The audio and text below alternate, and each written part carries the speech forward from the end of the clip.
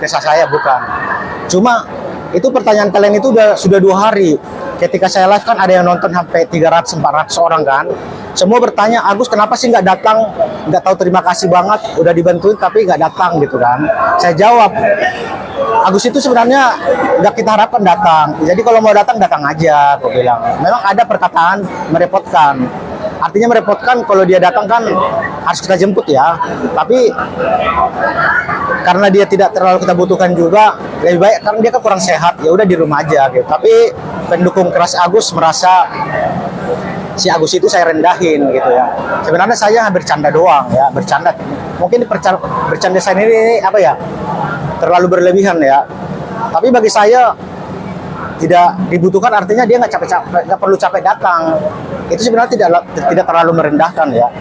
Tapi ada yang memelintir saya merendahkan, ya sudahlah, terserah pendukung Agus saja. Padahal saya udah bilang, sekalipun saya berkata begitu, hak Agus tetap saya perjuangkan sampai tuntas, saya bilang. Tetap saya sampaikan begitu. Tapi kalau untuk datang ke rumah duka, kalau mau datang silahkan datang. Memang ada bercanda, buah kelengkeng ini nih habis nanti ya kan. Itu hanya sarkas doang sih. Tidak ada niat bahwa saya mengeluh untuk menangani kasus, enggak. Saya tetap profesional kok sebagai pengacara. Bangetnya dengan statement itu digeruduk netizen. Iya. Gimana Pak ya? Hampir kena mental dengan gerudukan netizen by DM atau? Enggak.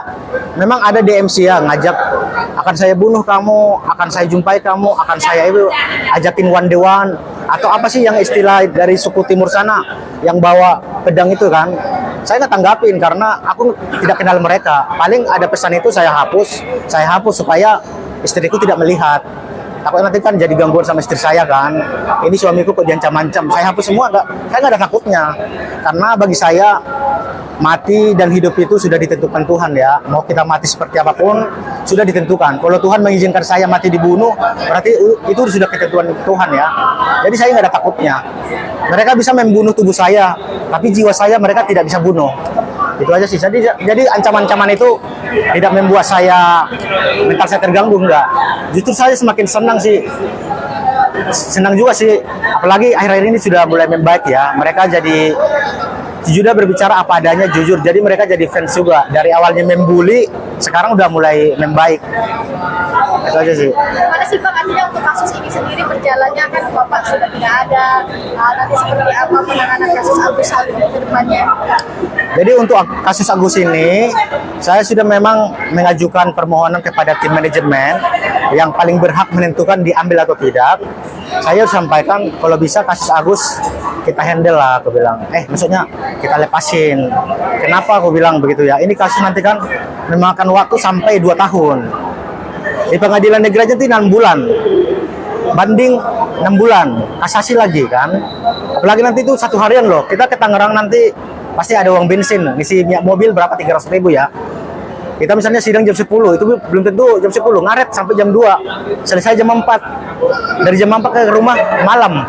Jadi sangat membuang-buang waktu, baru golnya pun tidak ada. Golnya artinya kita dulu kalau menangani perkara yang lain ya, ada success fee yang kita tunggu. Success fee ini lumayan loh kalau kita berhasil, bisa beli rumah 2 unit, bisa beli mobil cash, mobil-mobil yang harga 1 miliar ya bisa. Karena success fee kita itu bisa mencapai 3 miliar dari perkara yang profit ya. Tapi untuk kasus Agus tidak ada. Oke lah, nanti Agus memberikan ini Pak Juda untukmu 10 juta uang terima kasih. Kalau ini bocor kemana-mana, saya akan dihujat lagi sama netizen. Jadi nerima itu juga takut. Sementara kita butuh biaya hidup ini ya, butuh biaya menggaji admin, OB, setoran ke rumah. bayar kontrakan bagi yang ngontrak, kos kan. Jadi saya realistis aja sebagai kepala yang menangani perkara Agus. Jadi saya minta kalau bisa bukan apa-apa kita lepasin aja, aku bilang. Berarti kalau kapan Bang? Tapi belum kita meetingkan. Tapi suara sudah lebih besar untuk melepaskan. Suaranya udah lebih besar. Berarti memang sebagian besar ingin melepaskan Iya, sudah 70% lah. Tapi belum difinalkan. dengan berbagai banyak pertimbangan tentunya. Iya, tentunya kita dari segi keuangan ya. Bukan kita nggak mikirin moral atau apa gitu, enggak. Kita realistis aja dari keuangan. Karena kita sewa kantor, listrik semua bayar. Nggak ada yang gratis. Selain itu, sisi apa lagi sih Bang yang pakai memberatkan? Oke, kita lebih baik tidak menghandle. Sisi paling beratnya sebenarnya tidak ada. Jadi Hujatan dari netizen atau bukan perhujatan itu tidak kita pikirkan karena khusus saja ya. Jadi netizen tidak perlu tersinggung. Masyarakat yang menengah ke atas mendukung kita kok. Banyak masyarakat menengah ke atas, tapi kalau menengah ke bawah terserah karena juga menengah ke bawah kan bukan target kita ya, jujur aja kan. Karena kita mahal, bayar kita itu di atas 250 juta. Itu banyak itu yang netizen curhat kerugiannya 100 juta. Saya tolak karena tidak sesuai lagi. Jadi target kita itu memang yang kerugiannya di atas 5 miliar. Jadi apapun kata netizen yang tidak mempunyai keuangan, saya nggak mikirin gitu. Kita realistis. Kalian bukan target market kita, udah. Memang agak kasar sih, tapi ini nyatanya harus diterima karena mereka juga menghujat kita. Kita pun asli aja lah keluar apa adanya. Jadi untuk rencana dicabutnya kapan Bang nanti? Cabut kuasa mungkin kita dalam minggu ini lah mungkin ya. Itu awalnya gugatan itu sudah selesai saya konsep. Pak Ketua juga sudah periksa, Pak Ketua sudah bilang, oke, mantap daftarkan katanya. Ketika kita daftarkan, ada gangguan dikit di masalah surat kuasanya. Jadi surat kuasanya itu pakai stempel ya. Ternyata nggak boleh hanya stempel dari Agus doang. Jadi harus ada kayak surat penetapan dari notaris. Dari notaris kan. Jadi kita harus ke notaris lagi, apalagi kita lagi bergabung ya. Ya udah deh, ke notaris kan pasti hepeng lagi ya, duit lagi ya. Jadi ya sudahlah, lepasin aja deh gitu. Jadi kalau otomatis ingin melepaskan masalah ini, laporan yang Mabes seperti apa? Ya, Kalau itu kan pelapornya Agus sendiri ya, bukan kita yang melaporin. Jadi Agus bisa mencabut atau tidak perlu meminta persetujuan dari kita karena itu kita mendampingi. Bukan saya pelapornya. Kalau saya pelapornya saya harus mencabut. Itu yang melaporkan sendiri Agus sendiri, tapi kita dampingi, saya dampingi. Dia bebas mau cabut atau tidak bebas. walaupun tim kuasa hukum mundur, itu terserah Agus mau diberikan. Iya.